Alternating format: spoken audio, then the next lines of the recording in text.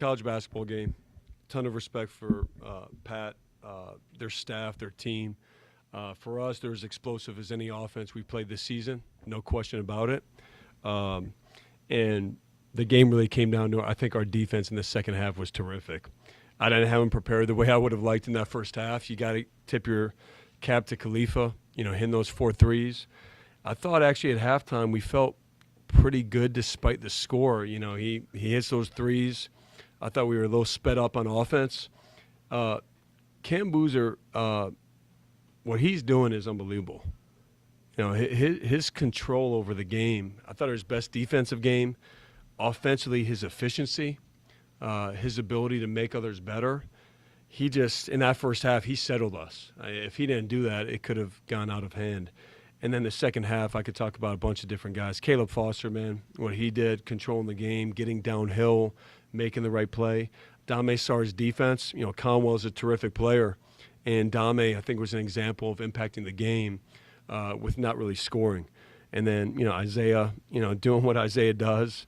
And I thought Malik Brown really came through for us, in that second half with his defense activity and deflection. So, again, credit to Louisville for putting us on our heels in the first half. Really proud of this win. And with that, any questions?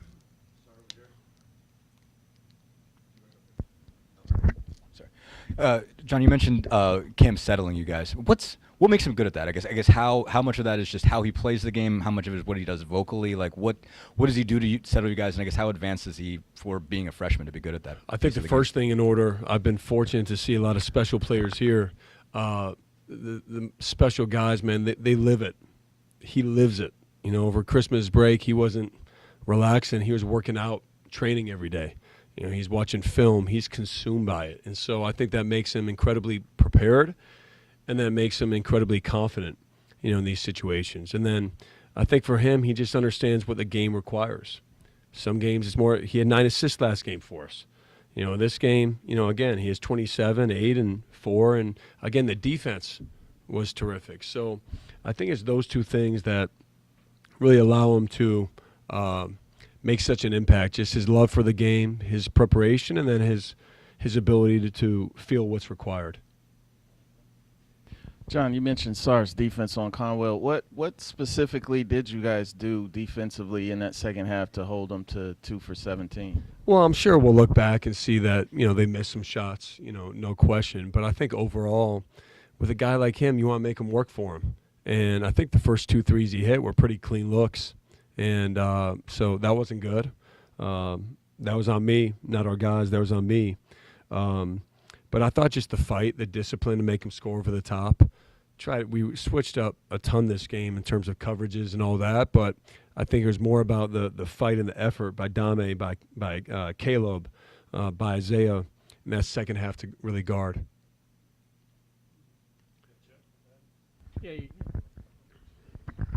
you mentioned Caleb and the impact he had on the game. There's been a number of games this year where it seems like he will really make a tough shot for you, or just that toughness will come through to kind of drag you back into the fight sometimes.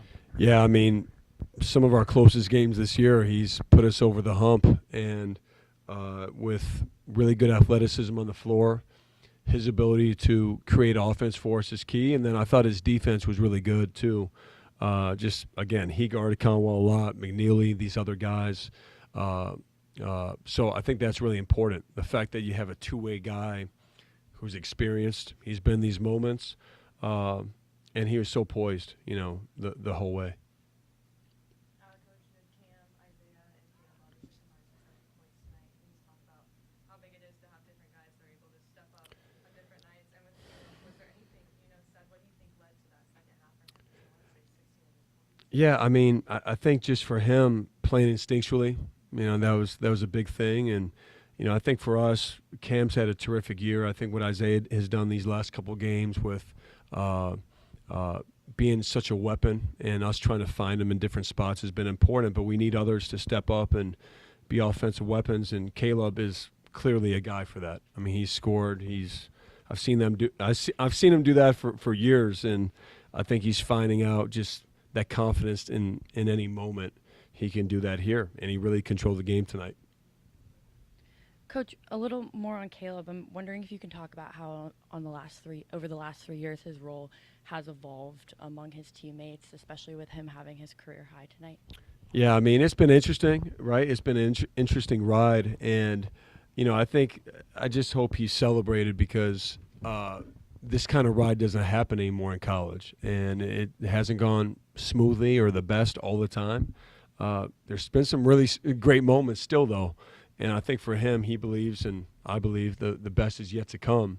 And his commitment to Duke, his commitment to our team should be really celebrated. And I think it's really what college basketball should be all about, too. Coach, it really seemed like in the second half you wanted to lean into that size and athleticism. Shot 17 threes in the first half, only 6 in the second half, really looked to get downhill. What was kind of the conversation with your guys offensively? Well, I feel we're an inside-out team. I think that's how our team has been built. I think we were capable of having big-time shooting games as well. But I think some of the threes came pretty rushed in that first half. And you can get caught up with how fast they play. They do a great job, with their identity and who they are. And I thought for us, once we just settled down, took better care of the ball, and I thought fought for great shots, playing inside out, really good things happened.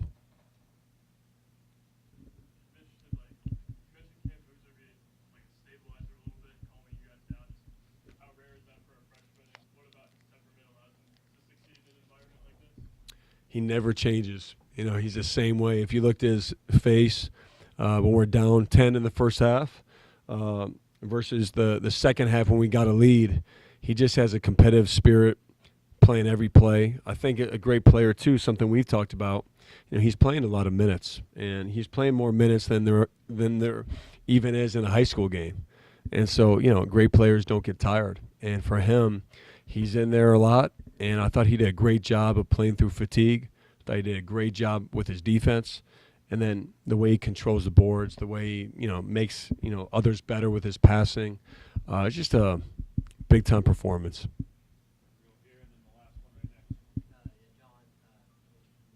Gotcha.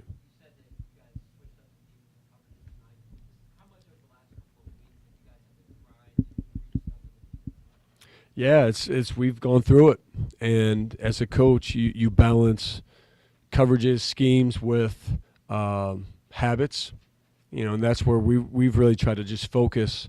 We'll be at our best if our habits and fundamentals are there by the end of the season. And so for us, yesterday we're doing kind of basic, defensive drills in terms of just getting our habits back, guarding the ball and moving as the ball moves and being in a stance. And this is a time of year you have to understand who you're playing, and everybody can hurt you, but there's a game plan and the ability to execute that. So for us, did some things I didn't like tonight in terms of, for me.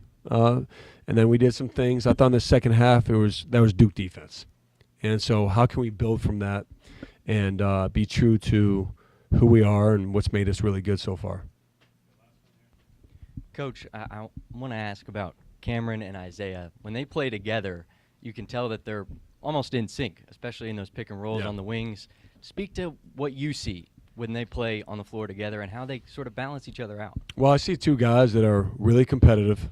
That's the first thing. And then their skill sets complement one another. Isaiah is such a weapon with his shooting ability, so that gives Cam space.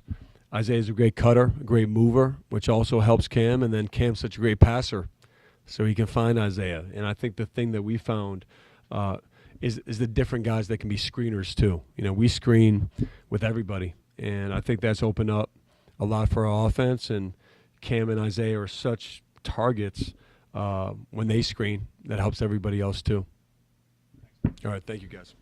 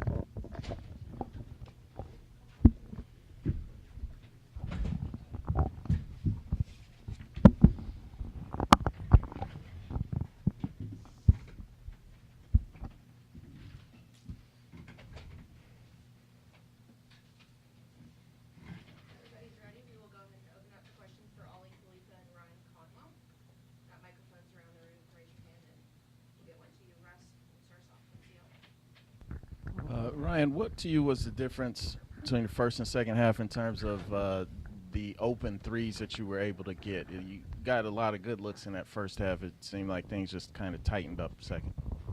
Yeah, first and foremost, I want to give all glory to God, just to be in this position and be able to play this game. But I would just say, not even just for me, but just for the offense in general, we didn't get stops like we did in the first half. And, I mean, we love to get out in transition. And when we foul and we're constantly taking the ball out of the basket every single time, it slows us down, you know, me and the team. So I would say that's just the biggest thing. We just need to get more stops and just guard the ball better. Yeah, it looked like you guys had trouble stopping the penetration by the guards in the second half. What were they doing to get that? You can start. I mean, they weren't doing anything, you know, any crazy actions or anything. It was just a ball screen in the middle, and we just, I mean, it was nothing special. Like, we just have to guard the ball. I mean, they were just getting downhill at will, and we have to be better. Yeah. We will be. Just got to take it personal. Defense is everything, man. That's what's going to take us far. And all of us, every single one of us, have to take it personal. And they literally, like Ryan said, they weren't doing anything special. They just give the ball to the point guard and move the ball screen. And we just have to be better. So. Kind of going off that, it seemed like you guys had that energy in the first half on the defensive end. You know, getting a lot of stops, creating havoc with some of your double teams down low. Just, I guess, kind of asking like the same question in a different way, but like, what in a sense changed, obviously, because you come out of halftime with the lead. You know, Orion and Javon were in here talking yesterday about just like trying to play a full 40 minutes tonight. Just kind of what kind of shifted there? Do you feel like that they just came out and threw the first punch in the second half? Yeah, like Coach told us, they threw the first punch and we just didn't respond like the whole half. And I feel like we let our offense dictate our defense a lot in the second half. And like first half, everything was falling, everybody was making, we were getting stops. And then second half, they punched us first and we were missing turnovers. And then we kind of let that affect us. We fouled too much in the second half. Like Ryan said, we couldn't get out in transition. That's what we do. And kind of fouled too much during the free throw line. You're out of bounds a lot, and we weren't us in the second half. So, Ali, if you could just talk about from the big man perspective, what's the most difficult thing of guarding that screen roll action for Duke? Like, as far as your responsibilities, what's the most difficult thing about what they were doing in the second half? We just have. Coach always says we have to be there. When you're running a ball screen over and over again, we just have to do a better job affecting the ball, and the guards beat it up, and they did nothing special. I feel like we just had to be more tougher than them, and just bothering them, just beating ball screens, and just all of us connected like collectively. So that's what I feel like. So.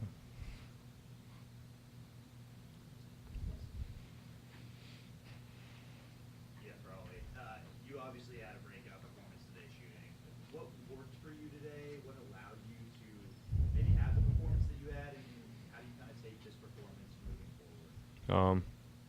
I'll give all credit to my teammates. We have a lot of great players, and they kind of let me open because we have a lot of great shooters, and my job is just to knock them down, to just be better, and hopefully that continues. My teammates find me open, and hopefully I find them open and everything. But I give all credits to my teammates. They found me. I was open, and I did the easy job, just knocking the shots down. So.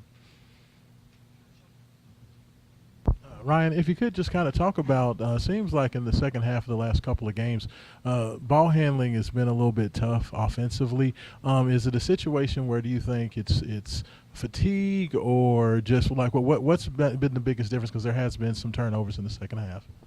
You talk just for me or just for the team in general? Yeah.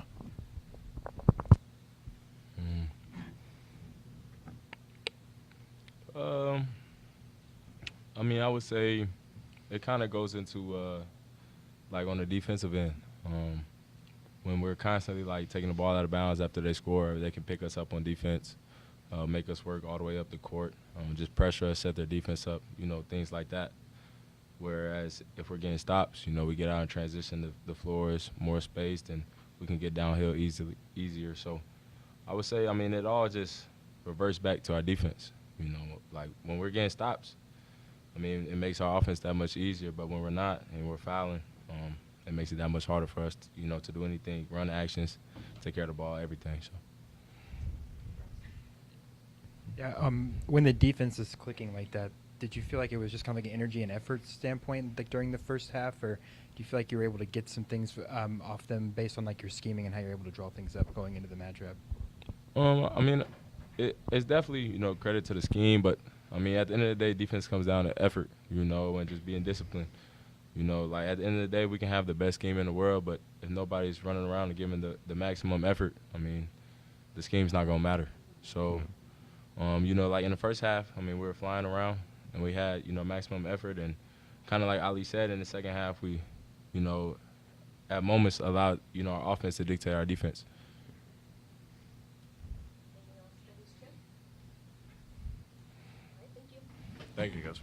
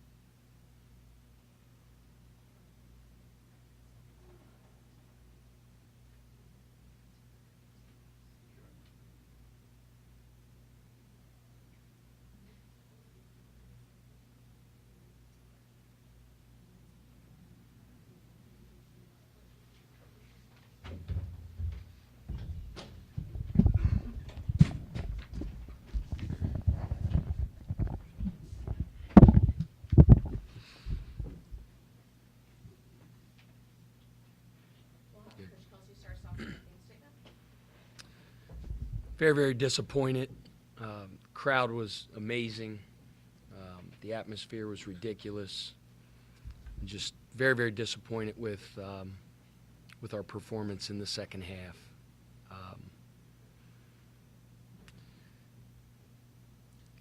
Defense, they shot 70% from the field. Everything was at the rim. We start fouling again. Weren't able to get out in transition because they were standing at the free throw line, or we were taking the ball out of the net. I thought, number one, Caleb Foster was a game changer in the second half. We really, really struggled to keep him out of the paint. Obviously, so much of our focus is on number 12, and we didn't do a good job both on our one-on-one defense, and they really attacked us off the middle pick and roll, and we had to do a much better job than we did. So our guys were in the locker room. I come in and I address the team all the time, and I have my bullet points that I want to get across, and then I talk about the path forward and what's coming up over the next couple of days, because I really think this is a crucial point of our season. It's as much adversity as we faced since we came together on June 5th. The cohesiveness of our team, not splintering, sticking together, staying with the process, and having a couple great days of preparation. It's a really, really important couple days. As I began to address the team, Javon Hadley, Ryan Conwell, Kobe Rogers, I could go on. They did all of the talking, and what they said was extremely encouraging, because player-led teams are way more powerful, are way better than coach-led teams. So I, as their coach, have to do a better job of putting them in better positions in the second half. Really, really hurt us in the middle of the floor. We were undisciplined. We didn't play with poise, fouled too much, and then got disjointed on the offensive end. Credit Duke. I thought, in the second half, they took it right to us, punched us in the mouth, and when true adversity hit, we didn't respond. Questions for Coach Kelsey?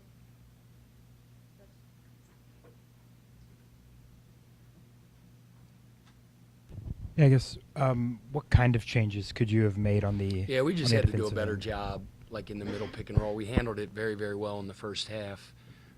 They weren't near as aggressive attacking. So much of our focus was, was on number 12, was on Boozer, and Caleb Foster really, really just put his head down and got in the paint. He's a really good player, but we got to do a better job of keeping him out of the paint, both in one-on-one defense and out of the pick and roll. So we'll be better. And obviously, we learned a tough lesson in front of 20,000 people, or whatever the heck the attendance was. It's a tough lesson to learn, and I'm very, very disappointed, because this could have been a great, great night, especially after how the first half went. So we got to respond better, and we will.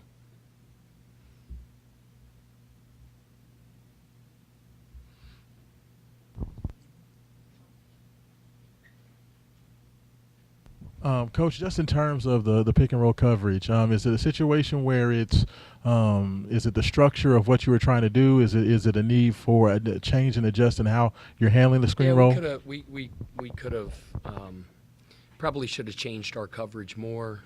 We didn't execute the one we were in very well. They were doing a good job of running out with number 3 into guard pick and rolls, and with 12 setting pick and rolls, and he's obviously going to be the number 1 pick in the draft for a reason.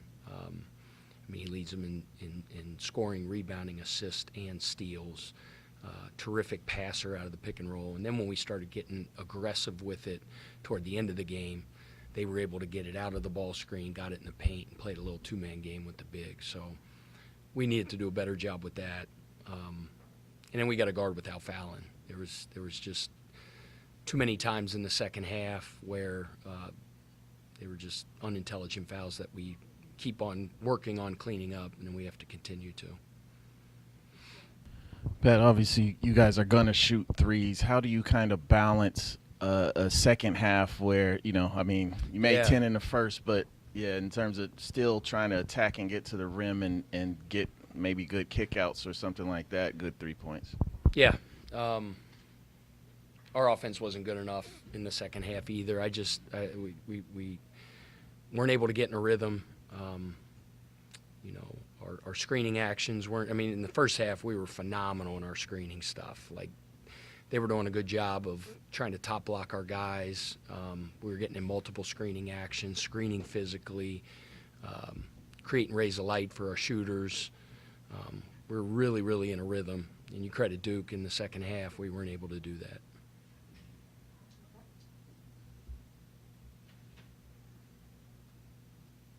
Hey, Coach. Duke was switching up its coverages a fair bit throughout the game. What layers of difficulty do you think that added? I'm sorry, say it again? Duke was switching up its coverages a fair bit throughout the game. What layers of difficulty do you think that added? Yeah, their off-ball defense, they were being extremely physical. Oh, sorry about that. I'm not supposed to have that with me. They off the ball, they were being physical. In the first half, they were really trying to force us toward the basket, but we were handling it well. Really got after us, and we wanted to put foul pressure on them and drive the ball. We only had, I don't know how many assists we had in the second half, but it wasn't many. I don't feel like we shared the ball. There wasn't a lot of ball movement. We didn't have a lot of rhythm, and it wasn't good enough.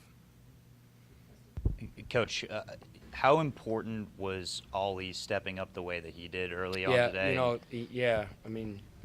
He got clean looks in the first half and knocked him down. It really, it really got us going. As far as Michael being out, what kind of impact does this team need to obviously have with him being out for maybe another day? What does that look like for you guys as you guys continue to try and, rally around? Yeah, we have 13 guys on scholarship for a reason, and I've said this every single time I'm ever asked this. There's no excuses and no explanations. It's next man up. We have to figure it out with the guys that are healthy. Michael's dying to be out there. He's working his absolute tail off in his rehab. We're hoping sooner than later he'll be out there, but he's dying to be out there with his teammates. And we're looking forward to getting him back, but until then, whenever that is, hopefully it's in the next game. If it's not, the game after, who knows when it is. The guys that are healthy and that are out there right now, we have to be better, and we will be.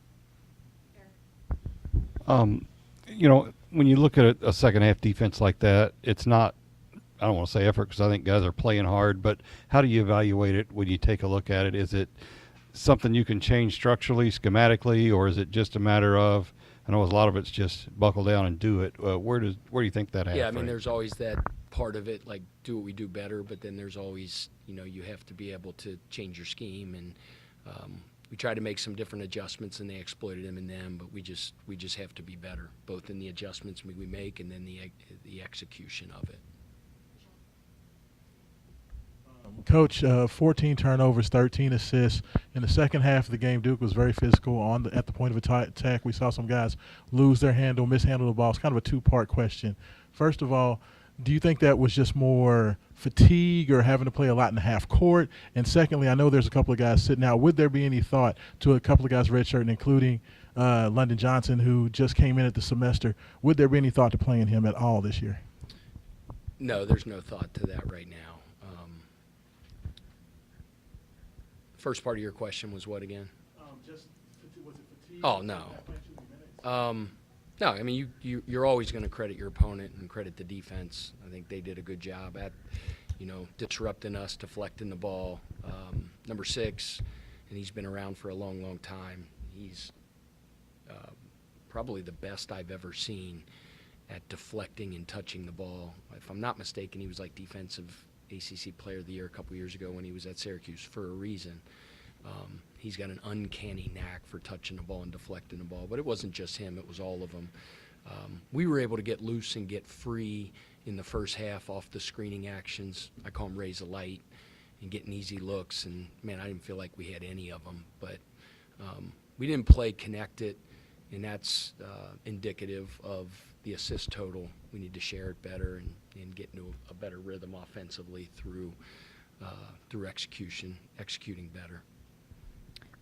Coach, it feels like on any given night, a different Duke player can be the star of Duke's game. Does that make them at all a difficult team to prepare for? Well, they're good. They're good and they're talented. We're good and we're talented.